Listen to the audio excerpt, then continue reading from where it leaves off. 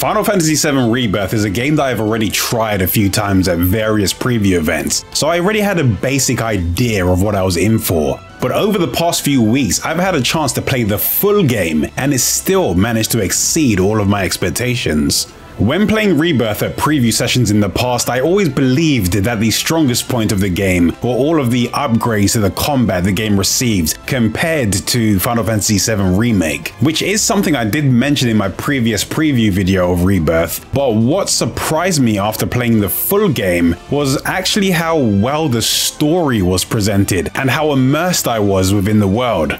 The last time I played the original Final Fantasy VII was over 15 years ago, and even though I remembered the story for the most part, playing through Remake did leave me constantly questioning if what I remembered was actually what really happened, and that was intentional based on the direction that's been taken with the Remake trilogy. This direction is something that's been discussed constantly by fans ever since Remake released, and by the end of Remake, I was starting to wonder if I truly understood how things would progress into the next arc of the story in Rebirth. I'm not allowed to go into too much detail about Rebirth's story or show you any gameplay from further into the game so I can avoid spoilers before release. So I'll only be showing you some hands-on gameplay from the earlier portion of the full game. So this will be a bit different from my usual in-depth gameplay focused overview style videos, and will focus more on my thoughts and general impressions I had while playing through the game. But if you actually do want to see a breakdown of the gameplay systems in the game, then I'll link my preview video in the description below. The story for Rebirth continues from where Remake left off, and before release it was said that you can play Rebirth as a standalone game. It does come with a recap of Remake so people can have a basic understanding before they get started, but I would still highly recommend people play Remake or the original Final Fantasy VII, or even both games before playing Rebirth. I'm sure the game would still be fun to play gameplay wise without prior knowledge, but I have a feeling that people jumping into this game as their first entry into the Final Fantasy VII series might be a bit lost when it comes to the characters and the overall story. The opening of the game has a pretty serious tone that draws you into the story, but the earlier chapters that follow surprisingly took itself less seriously, and they were even a bit comedic at times, with humor, characters, and a lively world that at moments strangely reminded me of the Grand Theft Auto and Yakuza games. But it didn't feel like the comic relief overstayed its welcome, since once the drama gets going, things become much more serious and intense. But the timing of these moments felt right, so I didn't have tonal whiplash each time the story took a more serious turn. Surprisingly, it was actually the mini-games that took me out of the experience at times more than anything else. The minigames in Rebirth are well done, and there are a lot of them, and I'm all for having gameplay variety to keep things interesting, but it did feel like the amount of minigames that took place during the story did interrupt the flow, and some of them did feel a bit unnecessary. They are great as side content, but some felt a little out of place and broke my immersion when done during the story, and even when I had the option to decline one of these mid-story minigames, I was still forced into doing it after the following cutscene. There was a surprising amount of care taken to make this world feel authentic, and the world is much larger and more explorable than the trailers actually make it seem. The small interactions with random characters and the environment had me checking every corner of the map to see if I could find hidden items or extra details that could teach me more about the state of the world. It was previously mentioned that the side content can be played at your leisure, and you can focus on the main story without missing out on anything. So I set out with the goal of focusing on the main story while only doing side content if it was nearby or along the route to the main story missions. Well, at least that was the plan. Even though I set out with the main story as my goal, I completely forgot about that after becoming immersed, and I just ended up doing everything I came across without even realizing it. This is a bit of a weakness I have when it comes to games with larger areas and open worlds. I find myself getting lost in the world and just collecting crafting materials and being distracted by the nearest interactable thing I can see. And because of this, I ended up becoming a bit of a menace every time I entered a town, since I would just end up kicking around everything in the environment until the place was an absolute mess while looking for random items and hidden things.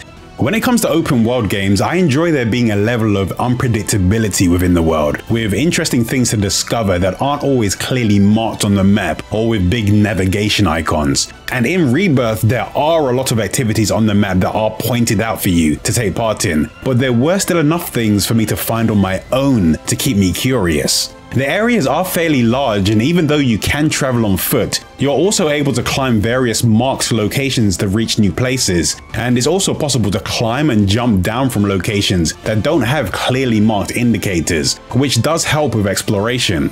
But this parkour traversal system is a bit wonky at times, and it made me jump to locations that I didn't really want to go to. There are also other vehicles and travel options in the game, like chocobos, which you can unlock and ride fairly early into the story, but you will need to unlock new ones each time you enter a new region, since each region has their own breed. There's also a chocobo digging minigame, but I'll be honest, I kinda ignored it at first, since I haven't really enjoyed chocobo digging in any Final Fantasy game. And when I first tried to dig, I didn't pay attention to the instructions, so I had no idea what I was doing and almost wrote it off. But after doing a quest that actually involved it and explained things clearly, it wasn't actually as bad as I assumed it would be. And I've been doing it every time a chocobo notices something in the areas, so I can get myself some extra items. The map system expands once you meet Chadley. After meeting him and receiving his Chad module, you'll be able to activate towers that mark specific tasks on the map. Yeah, I know what you're thinking, another game with open world towers to activate. But activating these towers is worth doing, since completing the various tasks that are unlocked after activating these towers can lead to Chadley developing useful materia for you to use. You can also access the combat simulator from Chadley. The combat simulator has various challenges that can be completed for rewards. The objectives in these challenges can require that you use specific characters to take down certain enemies in order to obtain new materia. Some of these challenges include battles against summons that can be challenging at first, but if you discover there's summon crystals located within the world, you have the option to take on a weakened version instead. A lot of the tasks that can be found while exploring were strangely relaxing. There were some that were focused on combat, but there were also others that had more of a focus on discovery and resource gathering. And there was even a set of tasks that had their own connected storyline.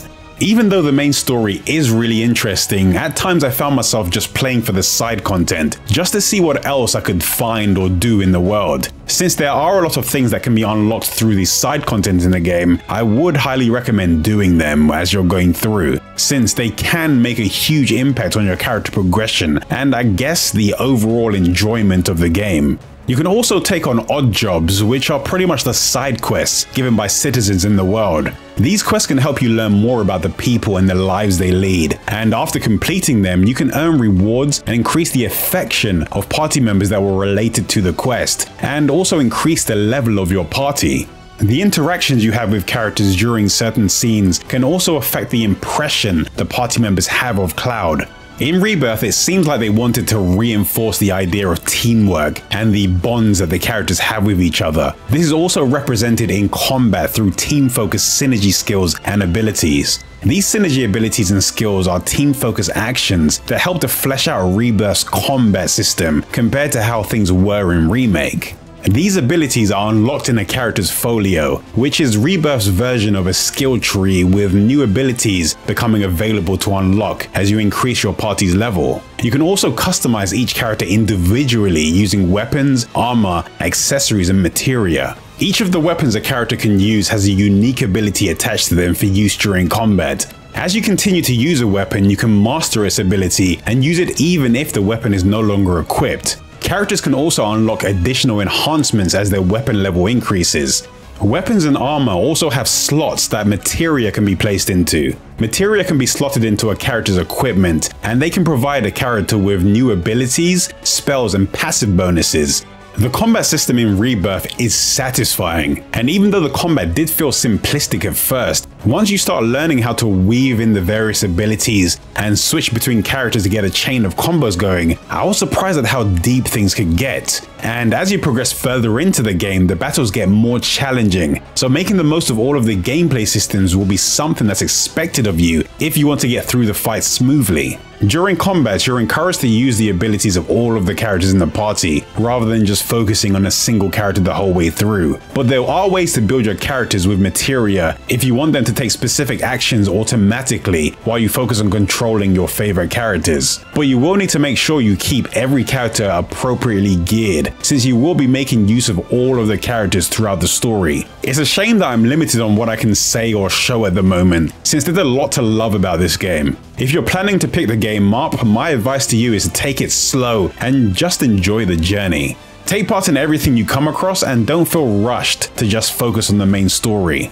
I honestly don't even know what else to say apart from Final Fantasy VII Rebirth is a fun and well-made RPG that anyone that's even curious about this game should play. It's got a sizable story and a huge amount of side content that definitely makes it worth the asking price. I'll be making some more videos about action games and RPGs, so don't forget to subscribe if you want to be the first to know when those videos are available. But until I make those videos, here's another that you might find interesting.